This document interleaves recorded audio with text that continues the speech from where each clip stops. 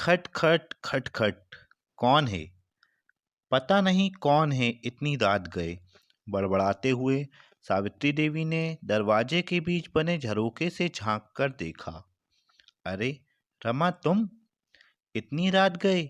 जानती भी हो 2 बज रहे हैं। क्या है?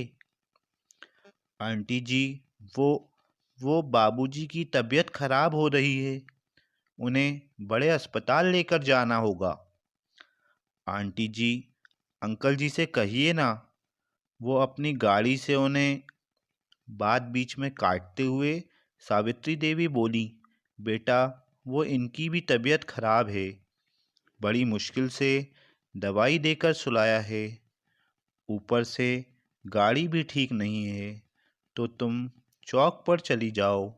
वहाँ कोई ऑटो टैक्सी मिल जाएगी। क्या चौक पर? रमा की आंखें भीगी हुई थीं। रात 2 बजे चौक पर? माँ बाबूजी ने कभी 8 बजे के बाद घर से नहीं निकलने दिया। कारण अक्सर माँ बाबूजी उसे समझाते रहते थे, बेटा, ये वक्त असामाजिक तत्वों के बाहर घूमते हुए शिकार करने का ज़्यादा होता है। लेकिन आज आज तो मुझे जाना ही होगा। माँ को ढठास बांध कर आई हूँ। मुझे बेटी नहीं, बेटा मानते हैं मेरे माँ बाबूजी। तो मैं कैसे पीछे हट सकती हूँ?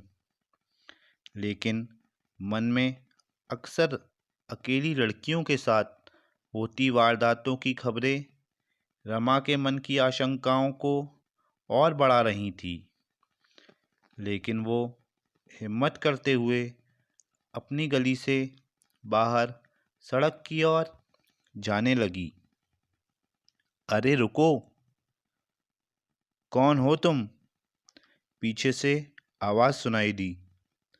रमा ने घबराकर पीछे की ओर देखा तो गली के नुक्कड़ पर महीने भर पहले रहने आए नए पड़ोसी, जो कि रिक्शा चलाते हैं, को खड़ा पाया। अरे, तुम तो हमारी गली के दीनानाथ भैया की बिटिया हो ना?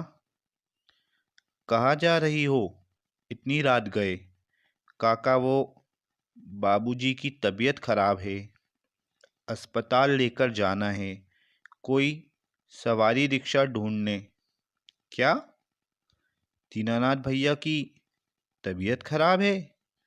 बिटिया, तुम घर चलो वापसी, कहकर वह जंजीर से बंधे अपने रिक्शा को खोलने लगे। रमा तुरंत घर पहुंची।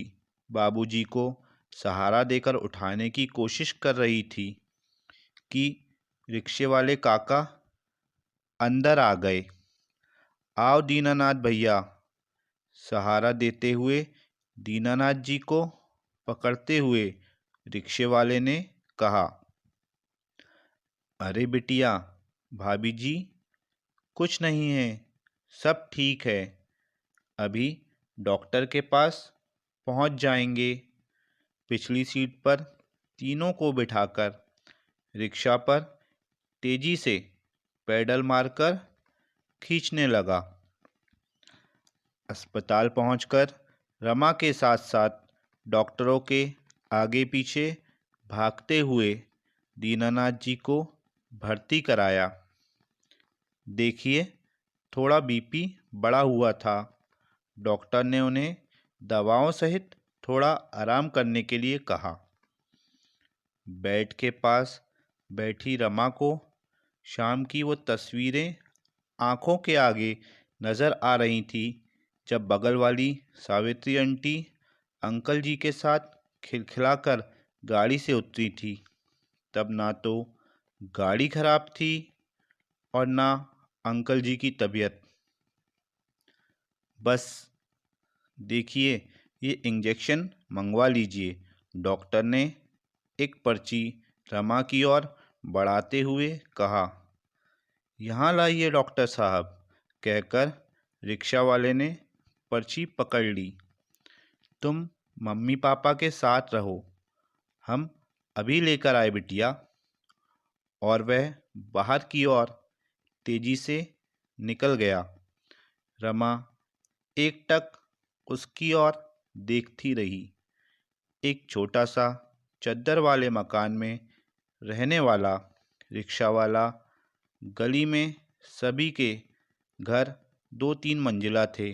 सभी के घरों में मार्बल पत्थरों की सजावट थी, तो किसी के यहाँ टाइल्स थी। बस वही एक घर अजीब सा लगता था, झोपड़ी नुमा, सीमेंट की चादरों से ढका हुआ।